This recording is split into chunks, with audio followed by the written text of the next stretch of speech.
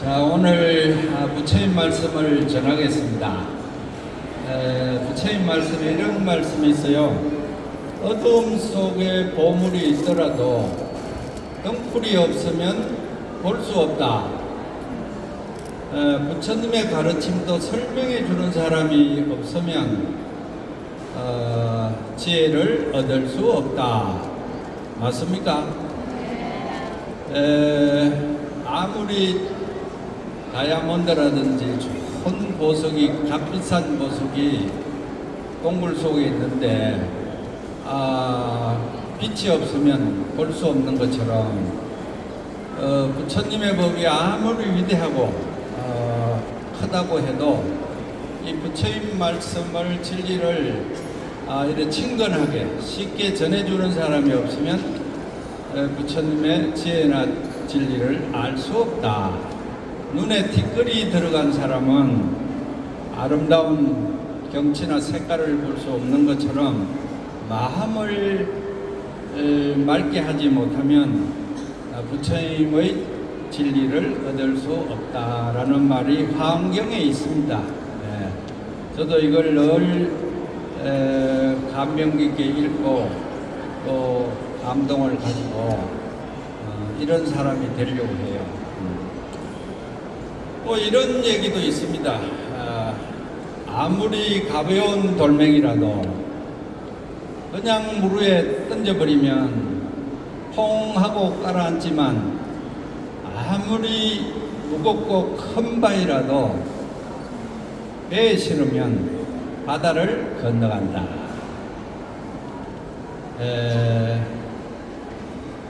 그건 누구나 다 아는 사실이죠. 그런 것처럼 우리가 부처님을 만났다는 것은, 또 불법을 안다는 것은 지혜의 배를 하나 얻은 것과 같아서 우리들이 이 험난한 사회를 살아가는 데 있어서 의지처가 되고 배가 돼가지고 호해를 건너갈 수 있다. 이런 말씀이 되겠습니다. 여러분들은 부처님을 만나고 부처님의 진리를 배워간다는 것이 하나의 큰 배를 만난 것과 같아가지고 세상을 살아가는데 아무리 어려워도 다 이게 건너갈 수 있어요. 한때는 괴롭고 힘들고 고독하고 외롭더라도 부처님의 그 큰 지혜의 배를 만나면 뭐 앵간한 바람이나 또 폭풍이나 이렇게 불어도 그걸 다 건널 수 있다는 것이죠. 오늘 오신 분들 보니까 인생을 꽤 많이 사신 것 같아요. 인생이 또 무르익으신 것 같고 뭐 큰 근심 걱정이 없으신 것 같은데 이때까지 세상을 살아보이 살만합니까? 뭐 어렵습니까? 어떻습니까? 여기 있는 분들은 별 뭐 걱정이 없으신 것 같아요. 일찍이 부처님을 만나서 커다란 큰 배를 만나가지고 행복을 가꾸고 어려운 일을 뛰어넘을 수 있었다라는 이 부처님의 말씀이 저에게도 많은 감동을 줍니다. 그리고 이런 말씀 중에 또 부처님은 이렇게 말씀하십니다. 고해를 건너가고 전덕에 이르르고 고통을 건너서 행복에 이르는 것은 길은 부처님이 이렇게 말씀하십니다. 모든 것은 인연에 의해서 생겨나고 모든 것은 인연에 의해서 소멸한다. 그냥 이루어지는 게 없고 배우자를 만나는 것도 인연이요, 자녀를 두는 것도 인연이요, 부모님을 만나는 것도 인연이다. 그래서 좋은 인연은 행복을 가져오고 악한 인연은 고통을 가져온다.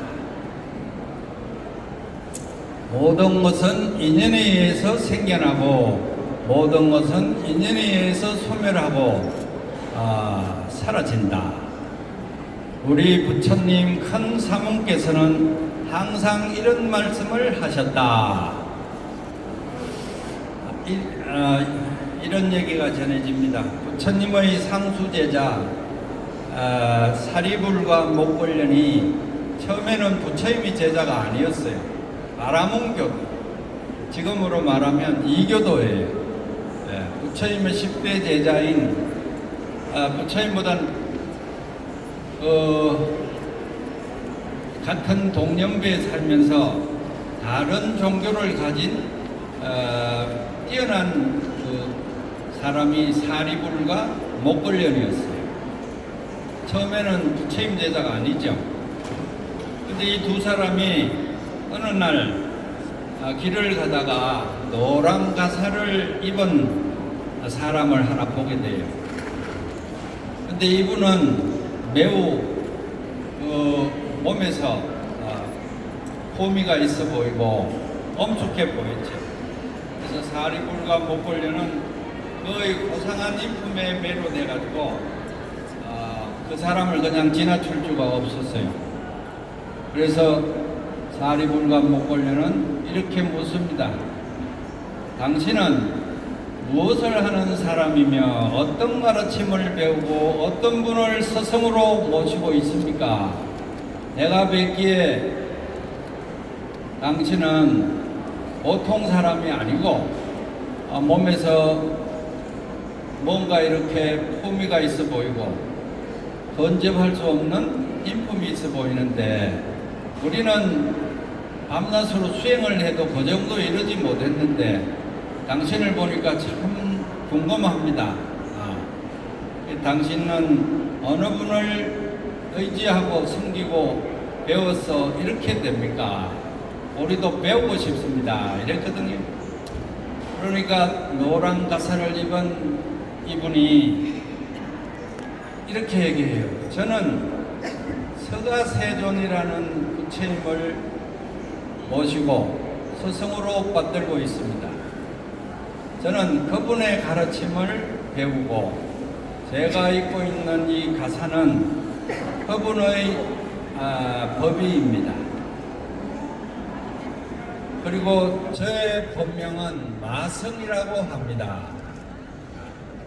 그러니까 사리불과 목걸련은 말씀하시기를 당신 스승 스가모니 부처님은 평소에 당신에게 무엇을 가르칩니까? 이렇게 물었어요. 그러니까 마성 비구가 저는 아직 그분에게 기이한 지 얼마 안 돼가지고 그분의 깊은 가르침은 잘 모릅니다. 그렇지만 한마디 정도는 읽어줄 수 있지 않습니까? 이렇게 물습니다. 그러니까 마성비고 하시는 말씀이 그분은 항상 이렇게 얘기하십니다. 모든 것은 인연에 의해서 일어나고 모든 것은 인연에 의해서 소멸한다. 우리 부처님 큰 사문께서는 항상 이런 말씀을 하십니다. 이걸 이제 한문으로 하면 어떤 말씀이냐 하면 제법 종년생하고 제법 종년멸하느니라. 아불대 사문한 상장여시설이니라.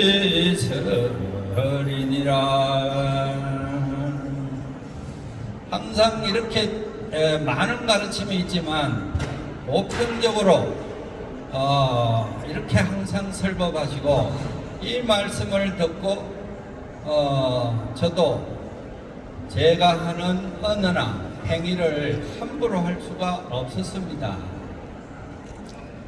그래 이제 이 말을 들은 사리불과 목걸련은 이 스님에게 감동을 받아가지고 저도 당신의 스승을 뵙고 싶습니다. 이렇게 해서 그분을 따라가가지고 부처님을 뵙고 제자가 되었다.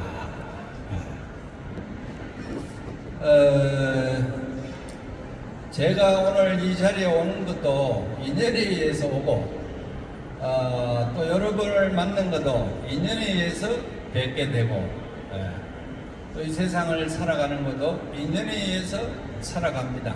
맞습니까?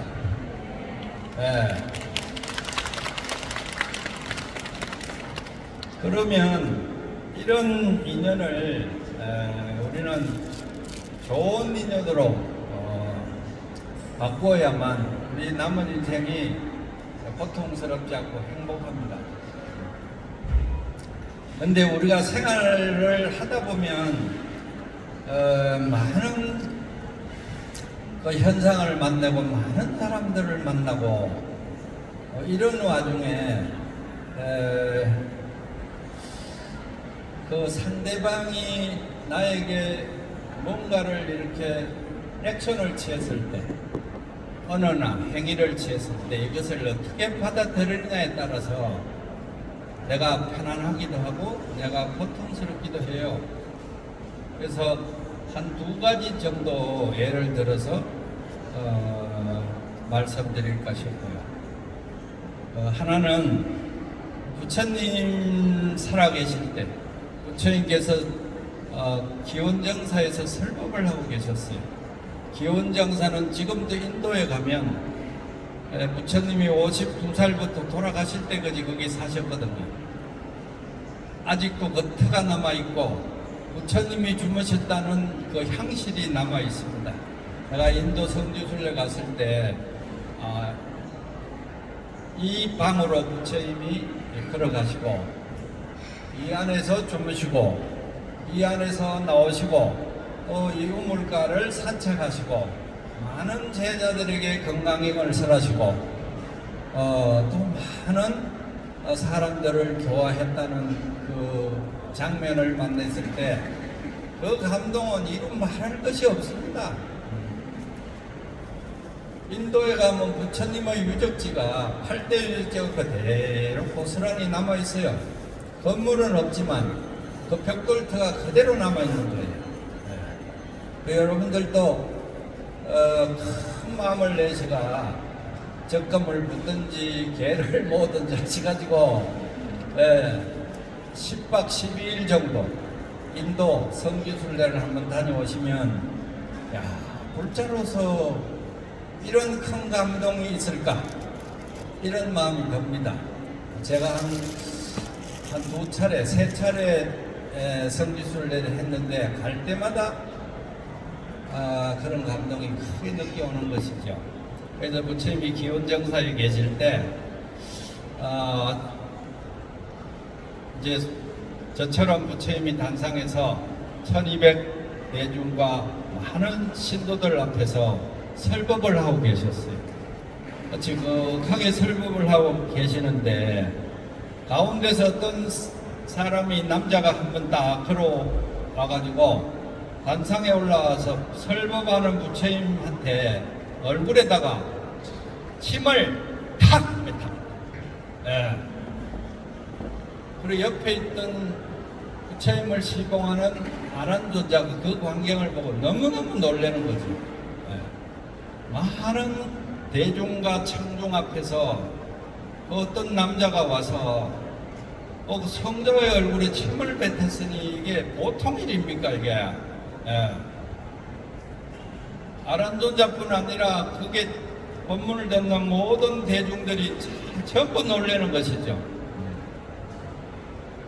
이건 대단한 일이다. 그런데 부처님은 어떻게 반응을 하실까가 이제 궁금해지는 거예요. 여러분, 부처님이 어떻게 반응을 하셨을까요? 여러분들이 부처님이라고 생각하고 법문을 하고 있는데 다른 사람이 와서 다른 말도 없이 따자고자 그냥 얼굴에다 침을 뱉으면 그래 여러분들 마음이 어떻겠어요? 그래 황당한 거죠. 내가 뭘 잘못했는가, 아니면 내가 이 사람한테 죄진 게 있는가, 말 못할 사정이 있어서 이런가. 그래 부처님이 얼굴을 한 번에 다 실감고 있는데 시다몸이 하는 말씀이 친구야 더 이상 할 일이 남았는가? 이게 전부인가? 침 뱉은 게 전부인가? 아직 더 나에게 욕설과 비난과 나쁜 행위를 할 일이 남았는가? 이렇게 묻는 거예요. 할 수 있으면 해보라는 거죠.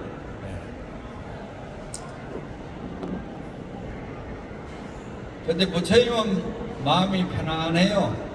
그것을 다 받아들이고 다 수용할 수 있는 거예요. 이게 부처님 마음이에요.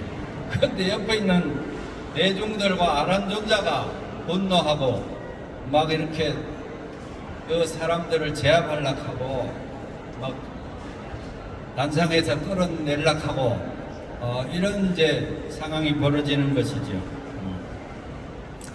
그래서 부처님께서는 아란존자에게 이렇게 말씀하세요. 아란존자야, 너는 구도자다. 언제 어디서든지 이 사실을 잊지 말고 대자비심을 가지고 그 마음을 다스려라. 네가 이 사람과 같이 행동한다면 너는 수행자가 아니고 내 제자가 아니다. 아란존자, 이 사람의 눈을 봐라. 핏발이 서 있고 부들부들 떨고 있다. 이 사람이 침을 뱉기 전에 기뻐하고 즐거워하고 보통 사람처럼 있었다고 생각하느냐? 아닐 것이다. 그는 밤새도록 한숨 잠도 못 자고 나를 미워하고 미칠 것 같은 마음의 상태에서 오늘 와서 이런 난폭한 일을 했을 것이다. 오늘 내 얼굴에 침을 뱉는 것은 그 분노한 마음의 결과일 것이다. 그러니 오히려 이 가엾은 사람 입장에서 자비심을 가져라. 더 이상 무슨 벌이 필요하겠느냐? 나는 그저 얼굴에 남은 침을 닦아내면 그만 아니냐? 그러니까 아란존자가 아닙니다, 스승님. 이 사내를 지금 혼내주지 않으면, 그냥 보낸다면 다음에 또 이렇게 할 것입니다. 아나나 잘못을 저지르는 것은 이 사람인데 왜 그대 자신이 벌을 받고 있느냐? 나는 그대가 지금 부들부들 분노를 끓고 있는 것이 이 사람보다 네가 더 안타깝다. 그래서 같이 행동하지 마라. 네가 이 사내를 끌어내고 또 제압하고 폭행한다면 이 사내의 행동과 너의 행동이 무엇이 다르겠느냐? 근데 이 말들은 옆에 사람이 굉장히 마음이 당황해요. 내가 분명히 부처님한테 얼굴에 침을 탁 뱉으면 많은 사람들이 와서 나를 제압하고 막 비난하고 끌어내고 막 난리 났을 텐데 결과는 그 반대예요. 조용해 그냥. 오로 부처님이 아랑과 대중을 평온하게 잠재우고 안정시키고 대불자는 대자비심으로 그 마음을 무장해서 이 사람을 편안하게 해줘라. 이 사람은 뭔가 이유가 있을 것이다. 오죽했으면 부처님이 나에게 침을 뱉었겠느냐. 이것은 분명히 이 사람이 뭔가를 의미하는 것이 있을 것이다. 거기에 말대 들지 말고 동요하지 말아라. 이렇게 얘기하셨어요.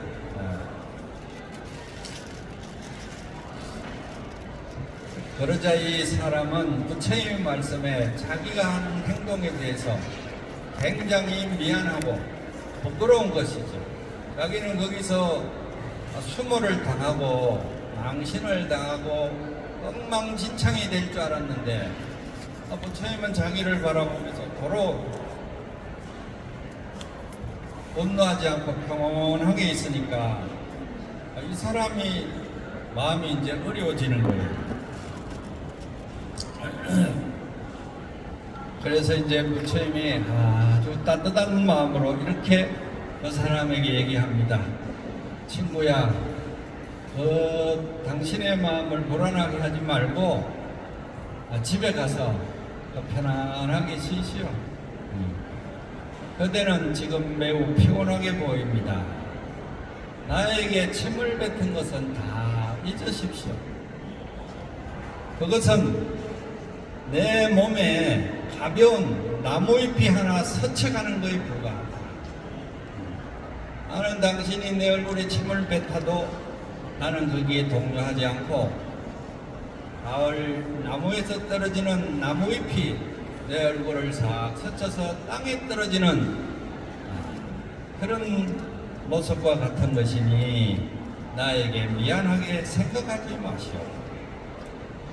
나도 더 나이가 들어서 죽음을 맞이하고 내 가루가 땅에 묻힌다면 그 위를 나무잎도 덮을 것이고 또 많은 사람들이나 짐승들이 위를 밟고 갈 것이고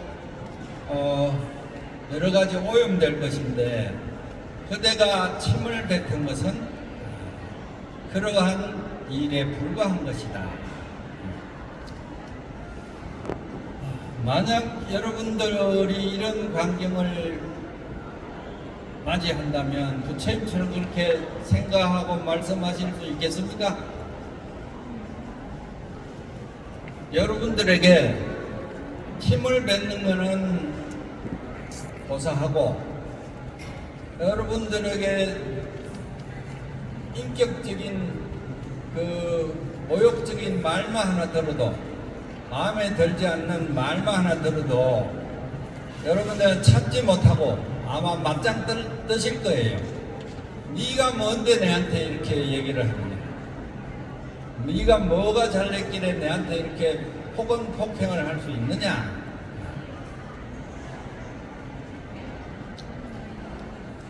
근데 불자들은 이런 마음과 자세가 돼야 되는데 여러분들은 이런 결과를 만들어낼 수 있겠습니까? 아마 여기서 아무도 없을걸요. 아마 듣기 싫은 말만 해도 뭐 며칠 안 보는데요. 어떤 사람은 한 달 안 보고 어떤 사람은 석 달 안 봅니다.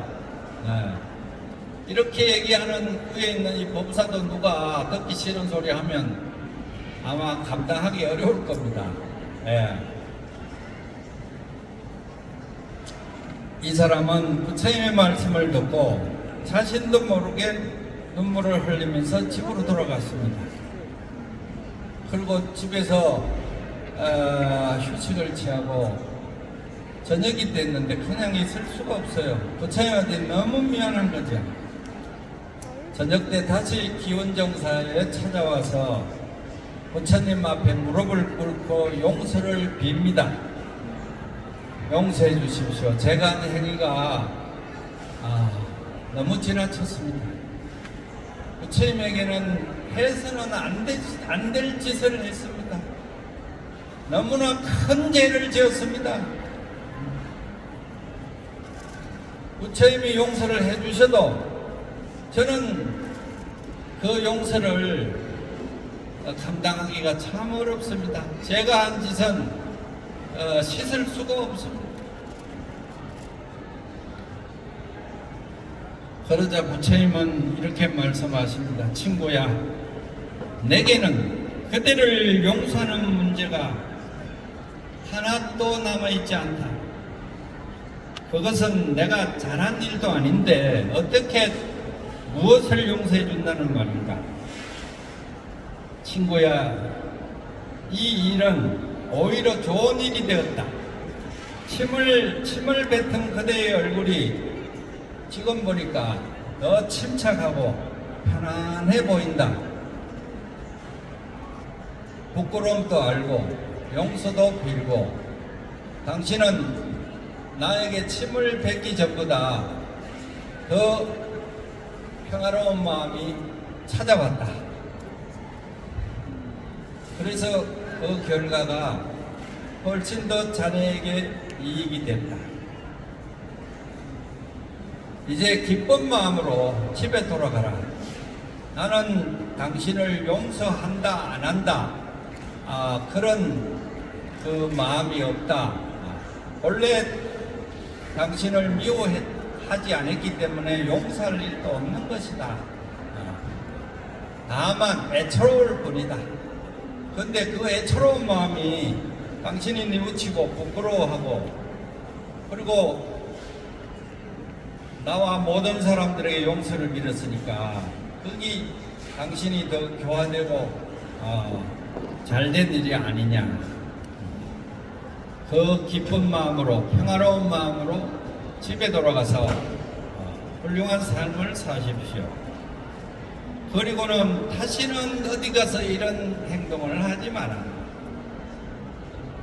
분노는 그대 스스로 파멸시키고 그대의 삶을 고통스럽게 할 뿐이다. 그대가 의도가 있어서 나에게 얘기했겠지만 앞으로는 그런 일을 두 번 다시 하지 말아라. 이렇게 말씀하셨거든요. 이 말씀을 왜 드리냐 하면 모든 것은 인연에 의해서 일어나고 인연에 의해서 사라진다고 그랬죠.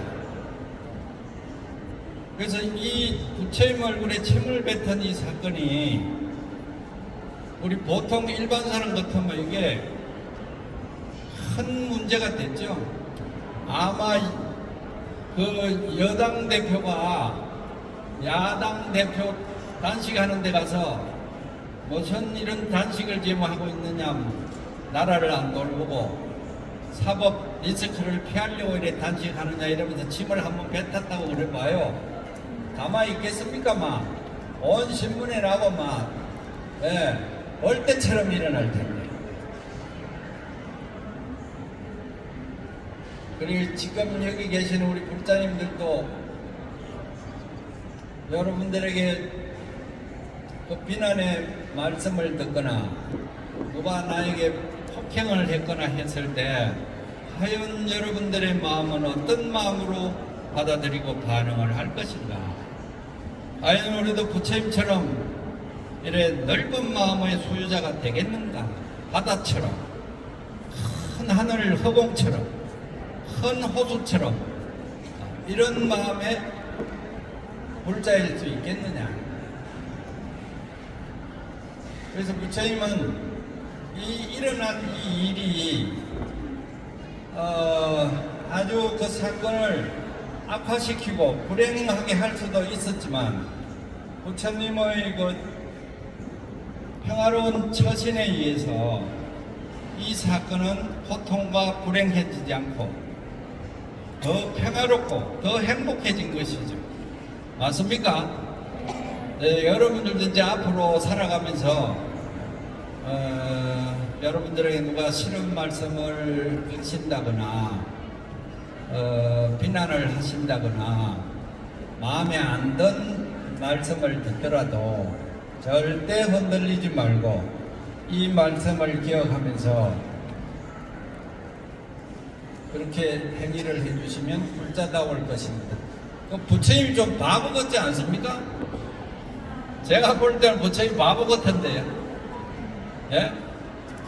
그때 이 마음은 보통 사람이 이렇게 못 가집니다. 부처님은 마음이 바다처럼 넓고 허공처럼 넓기 때문에 어떤 일이 일어나도 절대 분노하지 않아요. 그걸 다 받아들이고 다 수용하시고 그냥 이렇게 미소로서 그 사람을 애처롭게 애민히 여긴다 이 말이에요. 여러분들이 아들, 딸이 크고 잘못했을 때 일어나는 마음이 뭐예요? 예민한 마음이다. 애잔한 마음이잖아요. 애잔한 마음이 예민한 마음이다. 그래서 부처님은 이런 그 사건을 만났을 때도 당황하지 않고 예민한 마음으로 슬기롭게 해가지고 바로 그 사람을 감동시켜가지고 이교도에서 불자를 만들었죠. 이런 걸 우리는 배워야 되는 것이죠. 이런 마음을 이제 정치 지도자들이 배워야 되는 것이다. 윤석열 대통령 앞에 가서 이 얘기를 해야 될지 어디가 해야 될지 모르겠습니다. 이거.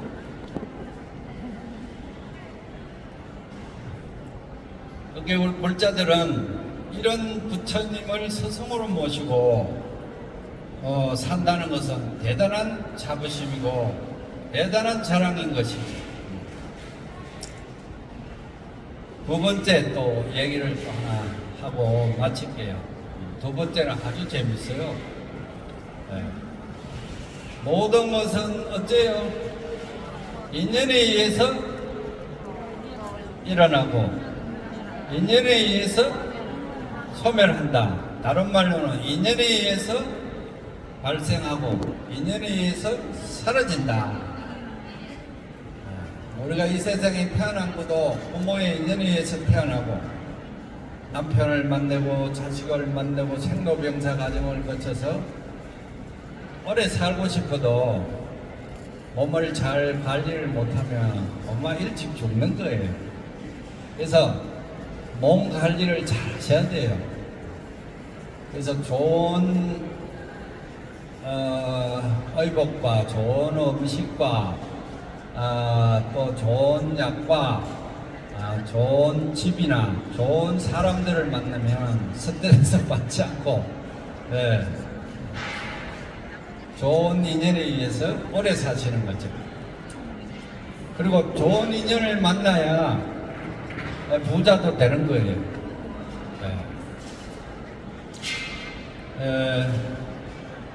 옛날에 조실 부모하고 어려서부터 남의 무섬살이를 하고 이렇게 살았던 사람이 있습니다. 그는 나이가 30이 되도록 결혼도 못하고 장가도 못 들었어요. 가난하고 형제도 없고 부모도 없고 일가 친척도 없는데 이 외로운 사람에게 돈도 없고 누가 딸을 주겠습니까? 근데 옛날에 30살 넘는 사람은 굉장히 결혼 정년기가 훨씬 지난 것이죠. 요즘은 처녀 총각들이 몇 살에 결혼합니까 주로? 보통 뭐 35, 40 중반, 어떤 사람은 50도 넘어요. 결혼을 하든지 안 하든지 알 수가 없어요. 그런데 이 사람은 가난하고 형제도 없고 참 외로운 사람이라서 이런데 요즘 사람들은 그렇지 않아요. 부모 형제도 다 있고 또 돈도 많이 벌어놓고 아파트도 사놓고 차도 사놓고 이래도 이제 결혼을 못하네. 여러분들 가정에 결혼 못한 자녀들이 있습니까? 그 해결 좀 합시다.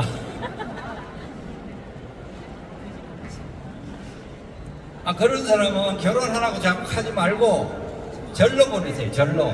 네 결혼 안 하거든 절에 가서 손님 되라. 손님 되면 돈 없어도 의식주가 다 해결되잖아요. 밥도 주고 밥도 뭐 그냥 밥입니까? 뭐 좋은 쌀밥에 보래던 같은 기아집에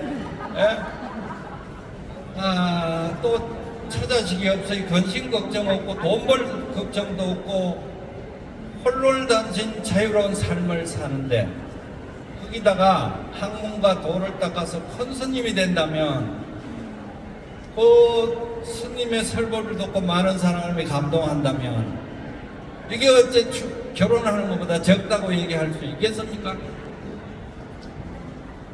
가톨릭에서는 신부님이 그 집안에 한 분 나면 집안의 영광으로 생각했어요. 그런데 불자들은 집안에 스님 한 분 나오면 어떤 사람은 막 말도 잘 안 돼. 부끄럽다 하고. 사회적 신분이 그만큼 대우를 못 받는다 이거 아니에요. 그런데 경전에는 일자 출가에 부족이 생천한다 이렇게 말씀하셨거든요. 한 사람이 집안에 출가를 하면 그 스님이 수행을 잘해서 큰 스님이 된다면 삼족을 멸하는 것이 아니고 부족이 생천한다. 부족이 살아서 하늘에 복을 받는다. 이게 얼마나 대단한 일이에요. 그래서 아들 둘이면 아들 하나는 좀 절에 좀 보내세요. 지금 스님들 출가자가 없어서 이렇게 절마다 어려움이 있고 스님들 대가 끊기려고 하는데 어째 불자들이 그래 사명을 다 안 합니까? 왜 아들 딸을 놓으면 전부 결혼만 시키려고 그래요? 그래서 한둘은 스님을 만들어서 이렇게 높은 법상에 와서 다 여러 사람에게 설법하게 하면 여러분들의 자부심과 그 감동이 얼마나 크겠습니까? 어째 한 여인한테 보내가지고 평생 돈만 벌어오게 하고 아들 딸 키우기 고통스럽게 빠지게 합니까?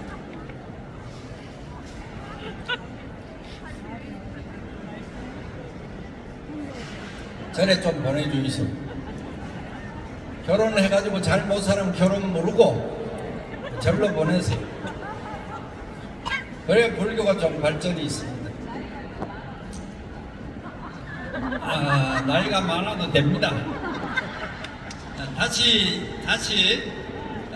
본문으로 돌아와서 이렇게 조실부모하고 남의 집에 머슴을 살고 벌어놓은 돈도 없고 외롭고 고독하게 사는 남자가 30이 되도록 뭘 못했다고요? 결혼을 못하고 장가를 못 갔다. 왜? 딸을 줄 사람이 없으니까. 딸을 좀 좋은 데 주려고 하지. 누가 이런데 가난하고 외로운 사람 누가 주려고 그래요? 그래서 이 총각은 자기가 생각해도 자신의 처지가 너무나 한심스럽다. 그는 머슴살이로 지내다가는 평생 장가도 못 가보고 죽게 될 것이라고 생각을 했어요.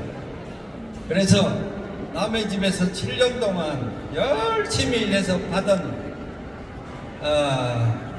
그 돈을 어느 절에 용하다는 스님한테 가서 갖다 드렸어요. 그리고는 그 스님에게 여쭤봤어요. 스님, 이게 제가 7년 동안 벌은 모은 돈인데 이걸 다 드릴 테니 저에게 좀 장가 갈 수 있도록 길을 좀 알려주십시오. 그 돈을 나한테 좀 갖다 줬으면 내가 좀 잘 보내줄 텐데 어느 스님한테 갖다 줬는지 모르겠네요. 그래서 스님이 7년 동안 버는 돈이 얼마쯤 되겠습니까? 요즘 돈으로 하면 한 5천만 원쯤 되는 것 같아요. 그래서 스님이 5천만 원을 그대가 아깝지 않게 다 준다면 내가 결혼할 수 있는, 장가갈 수 있는 방법을 알려주겠다 이랬거든. 그러면 5천만 원을 줘야 돼요, 안 줘야 돼요? 아이, 5천만 원을 주면서 어떻게 이걸 줄 수 있어요? 5천만 원 주고 방법을 알려준다 해도 그 방법이 통할지 어떻게 알고. 그렇지만 이 총각은 너무나 절실했기 때문에 평생 뭐 장가도 못 가고 늙고 죽을 판인데 그래서 5천만 원을 드리고 길을 알려 주십시오. 그래 스님이 시자 보고 시자야 가서 지필묵을 가져오너라. 붓하고 먹하고 벼루를 가져오너라. 그래 가져와서 먹을 갈아가 붓을 딱 놔두니까 글을 썼어요. 그게 방법이에요. 뭐라고 썼는지 아십니까? 딱 붓을 내려가 쫙 썼어. 헌대자. 그 다음에 넓을 광자. 그 다음에 비광자. 한자 한자 쓰는 게 이 총각한테는 이게 뭐 범빛처럼 이게 기대가 큰 것이지. 건대자, 넓을 광자, 넓을 방자, 빈광자, 고쳐불자, 빛날 화자, 엄숙할 엄자. 그 다음에 뭘까요? 경전할 때 경. 그 합하면 뭐예요? 대방광불환경, 대방광불화엄경. 7자를 한문으로 딱 써주고 이걸 가져가서 열심히 외우라. 열심히 외우는데 속으로 외우면 안 되고 소리내서 큰 소리로 죽자사자 외워라. 이제 일하지 말고 이제 근심걱정도 하지 말고 장가 안 간다 뭐 외롭다 사지 말고 요놈만 벽에 딱 갖다 붙여놓고 보고 밥만 먹고 요놈만 열심히 읽어라. 뭐라고 읽는다고요? 근데 대방암불황의 부천경전 중에 대학원 코스의 제일 높은 경전이 아함경 방등경은 제일 먼저 설하신 경이고 이 황경은